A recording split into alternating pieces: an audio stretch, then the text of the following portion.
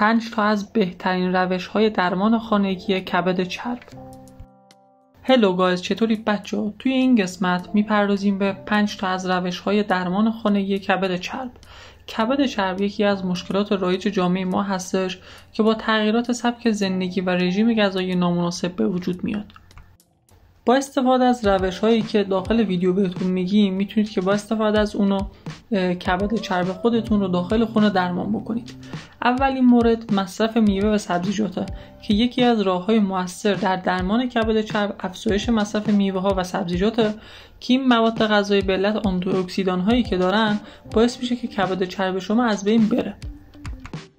مورد بعدی کاهش مصرف چربی‌های اشباع شده هستش. چربی‌های اشباع شده موجود در غذاهای مختلف مثل گوشت قرمز، بیسکویت، تنقلات میتونه که باعث کبد چرب بشه و اون رو تشدید بکنه. پس بهتون توصیه میشه که اگر که از این مواد استفاده میکنید کلاً بذارید کنار و سعی بکنید که یک رژیم غذایی مناسب داشته باشید. میرسیم به قسمت سوم، یعنی مهمترین قسمت درمان کبد چرب در خانه. برای اینکه بتونید کبد چرب خودتون رو داخل خونه درمان بکنید بهترین روشش ورزشه و اگر که میخواین خیلی سریعتر این اتفاق بیفته باید به صورت منظم ورزش بکنید و سعی بکنید که برای ورزش ها به صورت هوازی باشه که میتونه تاثیرش رو چندین برابر بکنه. بر اساس مقالات 2023 مصرف چای سبز میتونه که باعث کاهش کبد چرب بشه و به شما کمک بکنه که از کبد چربتون کلا رها بشید و این مشکلتون رو برطرف بکنید.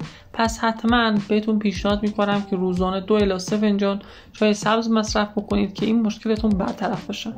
مورد آخر، مورد پنجم، کنترل استرس و خواب مناسبه. استرس مزمن و کمبود خواب میتونه که به افزایش خطر بروز کبد چرب منجر بشه.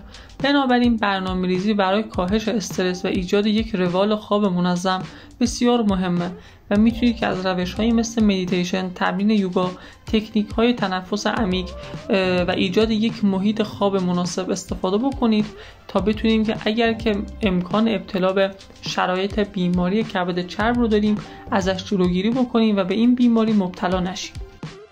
خب بچه‌ها، مرسی که تا آخر ویدیو با من همراه بودین. اگر که کانال من رو ساب نکردین حتما ساب بکنید. هر نظر و ایده‌ای هم که داشتین داخل کامنت ها برام کامنت بکنید. حتما کامنت هاتون رو میخونم و سعی بکنیم که همه اطلاعات سلامتیمون رو با کمک هم بیشتر بکنیم تا بتونیم یک جامعه سالم داشته باشیم.